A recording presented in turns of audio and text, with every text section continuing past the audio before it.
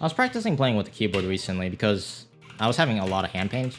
It's difficult playing with the keyboard, let me tell you. Probably one of the most difficult things to do. So the keyboard layout that I'm using is actually not like most people's keyboard layout. The keyboard layout that I'm using is closer to like a box. If any of you guys know what that is. So the keyboard layout that I'm using is everything on the home row. So the A is the spacebar, and left and right is pointer finger and the ring finger on the left hand. Down is E, and then A is L. You kind of have like everything at the home row key. You just have to press the button. And then the modifier, you use your thumb. Then on the left-hand side, you have B, X, Z, and Y. No, the Y is up here. Y is here. Z, oh, I forget what this one is. I think this is up. This is up on the D-pad. So you kind of have to, the D-pad is split on your left hand and your right hand. So this is down, left, right, and up is on your left hand. Super weird. And then you also have your R and X, or Y, and then you have your C-stick down here. In this case, it's a D-pad. Now, the D-pad is actually really convoluted because you have to do combinations, so you have to hit both modifiers down here, and then the C-stick turns into a D-pad. Really, really confusing. It's really, really hard to use. I've been curious about box controllers for a while, and if the MK Wii community would allow them in competitive racing and time trials. I mean, I don't see why they wouldn't, but it is hard to use. Which one is it? I don't like that. Oh god, it's gonna take some time getting used to. Where's my D-pad? Why is it all the way over there? I actually do not know where my D-pad is. That's my D-pad. Okay. Why is the modifiers all the way over there? That's hard. The D-pad is 3 buttons, by the way. So pressing up on the D-pad or doing tricks or anything like that is incredibly difficult. If I play, it would have an easier to use controller layout. Yeah, it is very difficult to use this layout. If the box doesn't give a controller, then it should be allowed. I don't think it does. I don't know about the box controller, because the box controller is not natively supported in Mario Kart Wii yet. So you can't actually use the box controller on anything but Dolphin right now. At least I think so. They're trying to add more support to more games, but right now the box is only used from Melee. Melee, Ultimate, and Project M. I think it could give unfair advantages in certain situations. Like, the only unfair advantage it really gives is the buttons are crisper, the inputs are faster, that's all. It's a lot more accurate of a controller. That's about the only difference. Like, RPG Beach would be easier with auto strats, for instance. With the left and right motion? I guess it would be. Like, being able, you could tap the control stick at a ridiculous rate compared to other controllers. The main reason why I decided to learn this layout is I'm thinking about getting a box. And because my hands have been giving me a lot of problems, that's why I can't play Mario Kart, or really any game with a GameCube controller for that long. I'm getting used to it, the keyboard layout. It's weird. Don't get me wrong, it's weird. So up is on your right hand, and all the rest of the D-pad is on your left hand. Super bizarre. I play nunchuck, it doesn't hurt my hands at all. Anything that revolves a thumbstick and a shell, when it hits one end of the part of the shell, when the thumbstick goes from one end to another, that's what hurts my thumb. So every controller hurts my hand. Literally every controller. The biggest advantage of the box is you can't soft drift. You can. Soft drifting is actually easier on the box. So a soft drift looks like that. That's a soft drift. And then a hard drift looks like that. You could do everything that a normal GameCube controller could do. Just nothing more. The only difference is it's a lot more precise. Everything feels a lot more precise. It's a button, it's not a control stick. So the movement and the driving is going to look a lot crisper. But at the same time, it's also going to look a lot more robotic. Also, doing side tricks are impossible. Press the right and upside at the same time to do a soft drift. Yeah, you do 45-degree soft drifts like that. I mean, my opinions will stand until I actually decide to get one. But until then, I think that if you get a box, there's undetermined testing. The Smash box is not allowed. I know that for a fact. But I think the normal, the box or a frame 1, they should be allowed for Mario Kart. They don't give any unfair advantages as far as I could imagine. Like, everything that you could do with a GameCube controller, you could do with a box. The only difference I see is that with a box, your hands don't hurt as much. At least mine don't. It's much easier for me to play with a keyboard. That's why I've been playing a lot of Val recently, because my hands don't hurt when I play Val. And also, relearning the game is going to be really hard. But that's a mistake. Oh, one thing that I think that you might have to take into consideration. Okay, so I take back what I said, that the box has no, real advantages or disadvantages compared to a normal controller. That's a lie. A GameCube controller cannot do, or it's near impossible to do a frame 1 spin drift. The box could do a frame 1 spin drift pretty much perfectly every single time. Spin drifts are a lot easier to do. So that's something to take into consideration if you do use the box. The downside, though, is wheelies. You cannot do a wheelie without taking your hand off your control stick. Unless you have a really big thumb, or that it's programmed slightly differently. Top Smash Ultimate players who use the box, yep. For good reason. It's a better investment, too. Getting a good GameCube controller, even a good one, costs a lot of money. And sometimes, they break. But a box, you buy one once and you take care of it, and it'll last you 10 years. I don't know, I'm considering getting a box. Especially now, since my hands are all shot.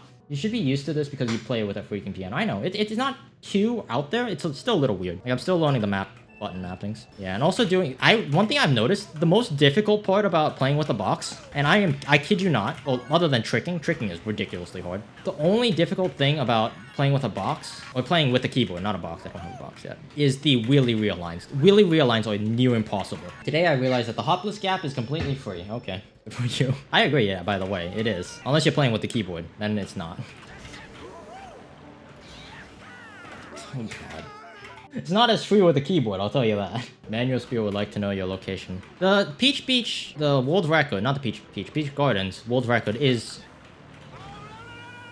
Oh god. Peach Gardens automatic world record was controversial because of the left-right motion that the automatic vehicles could do, right?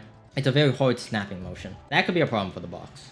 Because the box can do that very, very easily. Left-right motions are what the box specializes in. Because they needed to. I still think it should be allowed, but it is something to take into consideration. Like, it would be easier getting a Peach Gardens world record. It would be very difficult to get a Peach Garden world record with a GameCube controller compared to a box. I will admit that. Assuming you're good enough with the box. Like, I'm not setting any world records with this thing. I could guarantee you that. There's just too many buttons that do not work at the time. I'm surprised I could do a lot of these strats, actually. I think, okay, here's my opinion. I'm gonna be honest with this. If we do implement boxes to Mario Kart Wii, which I'm gonna be honest, most Mario Kart Wii players are, 15-year-old broke teenagers. They can't even afford a box. But if we do implement it, I think what we should do is we should make a separate category for the box controllers. A separate category just like every other controller. That way, even though you can get a BKT with a box, it is known that you did use a box. That should be publicly known. Because we're not cheating. We're doing everything that the game allows you to do. We're just doing it with a little easier controller. I'm not even sure if it's easier, honestly. One thing about me specifically is I've always been really good at adapting to controllers. It really show in the input display as well. Yeah, you'd be able to do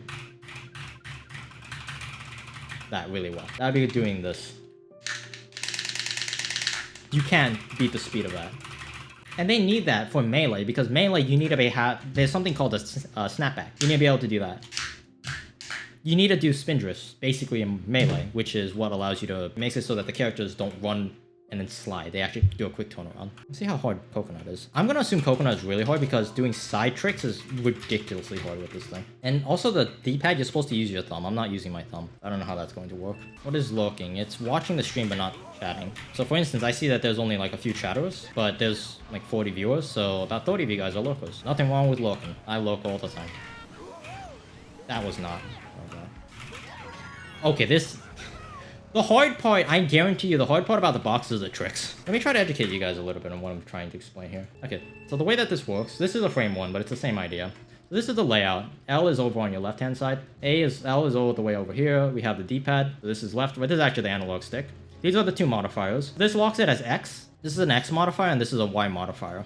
And then these are the D-pad, and then the A button, X, Z, up on the control stick is all the way on the right-hand side. This is a default layout. I don't actually know what these two buttons are. Don't know what these two are. They're there. I think they're just extra buttons in case if you need them for keyboard stuff and whatnot. So the layout that this works is, or the way that it works, is a modifier like MX and Y. This is a simple modifier that allows you to lock things to a specific angle. This is a control stick, right? We're using the control stick analogy. And then there's the two modifiers. This is an X modifier and a Y modifier. I don't remember which one's which, but let's just say this is X and this is Y, okay? So when you hold up on your control stick, so let's just change it to a different color. When you hold up, so this is combination, your control stick is doing this. The control stick is up here. So it went up. And then when you hold left, the control stick is doing this, right? However, when you hold up and left, what ends up happening is the control stick does this. Does that make sense? So it goes up and left. So it goes 45 degrees. Here's how the modifiers work. When you hold up and left, when you hold X on the X modifier, this makes it so the pass-through only goes through X. So when you have an X modifier, it brings it down so that it's the closer angle to X. Because X is the only one that's being modified for, not Y. So it just ignores the Y modifier and only works with the X modifier. Does that make sense? So this axis just gets removed. The modifier doesn't work for this axis. It only works for the x-axis when you pull down that modifier. So what ends up happening is when you hold 45 degrees up and left, because you're using an x modifier, you're going to be somewhere here instead of at the 45 degree. And if you hold the y modifier instead of the x modifier, it'll be like this. So you could do these two angles like that. That's how modifiers work. That's the X modifier and that's the Y modifier. However, now you have the D-pad. So you could press the D-pad. So this is the D-pad, the one on the right-hand side. So there's D-pad up, D-pad left, D-pad right.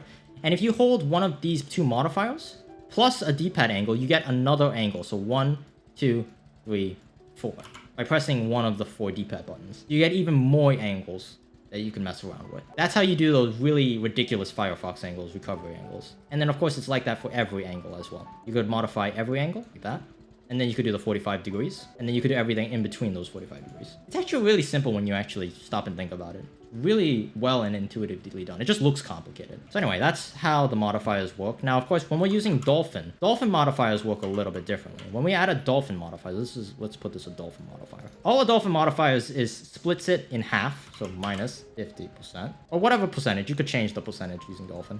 How strong you tilt left and right. So if you hold left, plus a Dolphin modifier, when you hold right, and you put a normal modifier, it goes from this to this. So Dolphin modifiers work a little bit differently. It just shortens the distance of how far it goes. So again, you could use a Dolphin modifier to do a soft drift as well. That's pretty much it, actually. So Dolphin modifier, X and Y modifiers. And I think if you hold both X and Y, you end up with a Dolphin modifier because it's limiting both. So if you hold X and Y, I don't know. That is something I have to do more research on. I don't know how that works. But anyway, that's the basic idea of how modifiers work for a Smashbox. Now, since I'm playing on Dolphin, I only have a simple half modifier. When I hold left and right, using the modifier, compared to not, so here, like that. That's the modifier angle difference. Also, I just realized my keyboard layout is backward. This is my left hand, this is my right hand. On the keyboard is actually all the way around.